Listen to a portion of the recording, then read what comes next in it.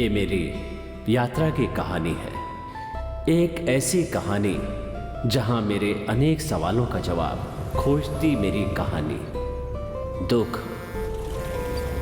और परेशानियों भरे मेरे जीवन में थोड़ी सी शांति की, खुशी की, सुख की तलाश में मेरी ये यात्रा है। In pursuit of love and a journey in search of happiness.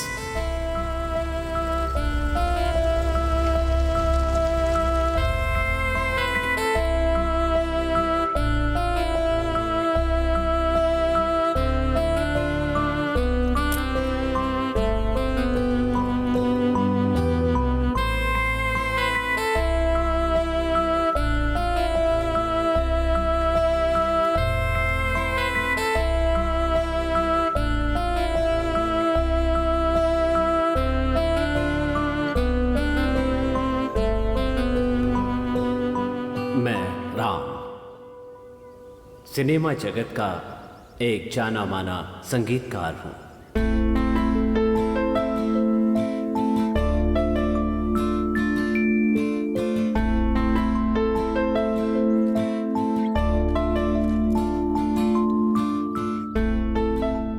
एक तरफ डिवोर्स के लिए इंतजार करती मेरी बीवी और दूसरी तरफ तबाह होता हुआ मेरा करियर।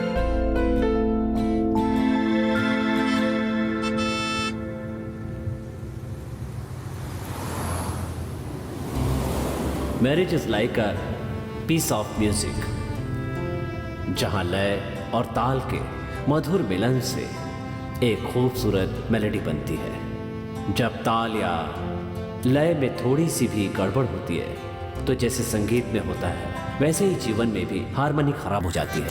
वो चली, जाना पड़ा। उसी दिन शायद मैं वहां था, इसलिए मैंने कभी सोचा भी नहीं था कि शादीशुदा जीवन में अरविंद स्वामी की खूबसूरती और सलमान खान के मसल्स का इतना बड़ा स्थान है। मेरे जैसे इंसान के लिए यह समझना बहुत मुश्किल था।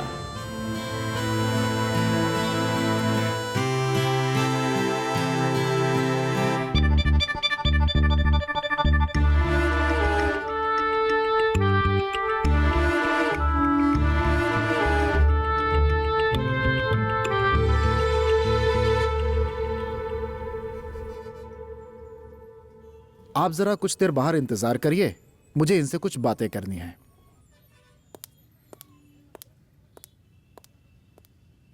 मैं तुम्हारे सामने एक काउंसलर नहीं बल्कि एक फैमिली फ्रेंड की तरह बैठकर बातचीत करूंगा।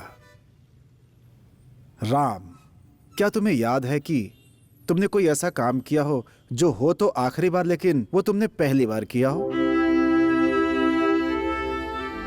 याद नहीं आएगा क्योंकि 4 साल तक प्यार करने के बाद जब सारा एक्साइटमेंट, थ्रिल खत्म हो गया, तब जाकर तुमने शादी की। और जब सालों तक आप दोनों एक साथ रहने लगते हैं तो एक दूसरे की कमियां दिखाई देने लगती हैं। फिर उसमें ना कोई थ्रिल होता है ना कोई एक्साइटमेंट होता है। हर रोज आप एक दूसरे को दोष देना शुरू करते हैं, सिर्फ कमियां और बुराइयां ही दिखाई देने लगती हैं। यह सिर्फ तुम्हारी समस्या नहीं है। मेरे पास हर रोज ना जाने कितने लोग आते हैं इस बात को लेकर। 7 ईयर हिस्ट्री के बारे में हो सकता है तुमने कुछ सुना हो। शादी के 4 साल बाद इस तरह के लक्षण दिखने शुरू हो जाते हैं जो बहुत ही कॉमन पाए जाते हैं। आपने जरूर देखा होगा कि तलाक के जो ज्यादातर मामले होते हैं वो 7 साल के अंदर के ही होते हैं। कुछ लोग तलाक ले लेते हैं और कुछ लोग एक्स्ट्रा मैरिटल अफेयर कर लेते हैं और कुछ लोग बच्चों के बारे में सोचकर अपने लाइफ को ऐसे ही एडजस्ट करके जीते रहते हैं। तुम्हारे साथ ये थोड़ा जल्दी हो रहा है और इसकी सबसे बड़ी वजह यह है कि तुम लोगों ने 7 साल एक दूसरे से अफेयर करने के बाद ही शादी की थी। उस दिन मेरी समझ में आया कि दुनिया में मेरी बीवी से भी ज्यादा बोरिंग कई लोग हैं। उस आदमी की बकवास मेरे सिर के ऊपर से चली गई। मैं बस सर हिला रहा था, लेकिन उसकी बकवास सुनकर मुझे ऐसा लगा जैसे डूबते हुए मुझे कोई खींचकर किनारे पर ले आया हो। और वो था एक शब्द, एक जादुई शब्द, extra marital sex. Marriage is 51% pleasure and 49% pen.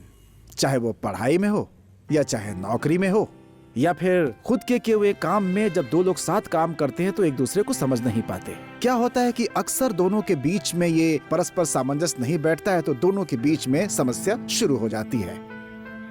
51% खुशी से ज्यादा अक्सर 49% जो पेन होता है, हमारी नजर उसके ऊपर ही जाती है और हमें वही दिखता है। यह है मेरी लिखी हुई एक किताब, SOS syndrome and extra marital sex, based on my personal and professional experience.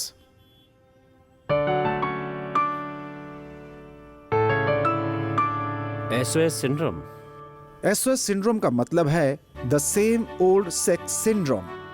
ओह, अगर आप अपनी पोस्ट मैरिटल लाइफ को रिवाइंड करके देखेंगे तो आप समझ पाएंगे कि फिजिकल इंटीमेसी की डेप्थ और सेक्स की फ्रीक्वेंसी लगातार कम होती जा रही है, और उसकी वजह से आप लोग नॉर्मल मोनोटोनस सेक्स करते हैं। दाम्पत्य जीवन से मेरा मतलब है उसमें जरूरत पड़ती है इंटीमेट रिलेशनशिप, जो कि बहुत ही जरूरी चीज है। आपके लव और लव मेकिंग में हर बार कुछ एक्साइटमेंट होना ही चाहिए, तभी जाकर सेक्स में एडवेंचर होगा। जब लव मेकिंग एडवेंचरस होता है तब हमारा शरीर फेनाइल एथिलामीन एंड एड्रेनालिन जैसे केमिकल को रिलीज करता है। प्री मैरिटल सेक्स और एक्स्ट्रा मैरिटल सेक्स में क्या है कि ज्यादा एक्साइटमेंट होता है, जिससे फिजिकल रिलेशनशिप ज्यादा एडवेंचरस हो जाता है। मैंने इस किताब में उसी बात की चर्चा की है। Excuse me, sorry darling, give me 5 minutes. I will be there. I will be there. Sir की बीवी है।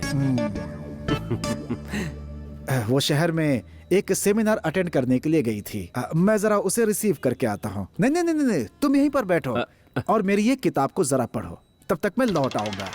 मेरे सपनों की कमल, मेरे सपनों की रानी। मैंने वहां बैठकर वो किताब पढ़ी, ठीक उसी तरह से जैसे एक छोटा बच्चा स्पाइडरमैन की कहानी पढ़ता है। उसे पढ़कर के मुझे एक्स्ट्रा मैरिटल सेक्स की विशेषताओं के बारे में पता चला। जीवन को संगीतमय बनाते बनाते मेरा संगीतकार का जीवन भी नष्ट हो गया, शायद मर ही गया। इसके बाद एक एक करके मेरी जो भी फिल्में आई उनमें मुझे हार का सामना करना पड़ा, और फिर कुछ 3-1 महीने पहले मुझे एक ब्रेक मिला। A break after a long break, after breakup with my wife. कहा जाता है कि every cloud has a silver lining. मेरे लिए भी यह वरदान साबित हुआ। जब लगने लगा कि सब कुछ खत्म होने वाला है, तब मुझे उम्मीद की एक किरण दिखाई दी। पहाड़ों के बीच एक छोटे से गांव में, जंगलों से घिरी हुई एक जगह पर, प्राकृतिक सौंदर्य के बीच बने उसी घर में 8 साल पहले की यादें और उनका सुखद अनुभव लेने के लिए मैं निकल पड़ा उस घर के लिए।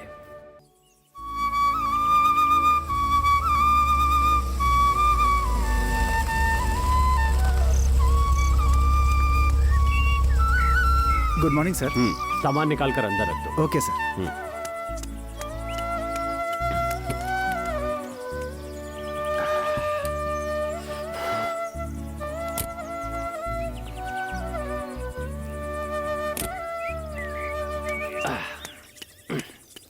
सर आप नहाकर तैयार हो जाइए, मैं ब्रेकफास्ट तैयार कर देता हूँ। पहले मुझे ब्लैक टी चाहिए, उसके ओके बाद सर, ब्रेकफास्ट। ओके। जाओ।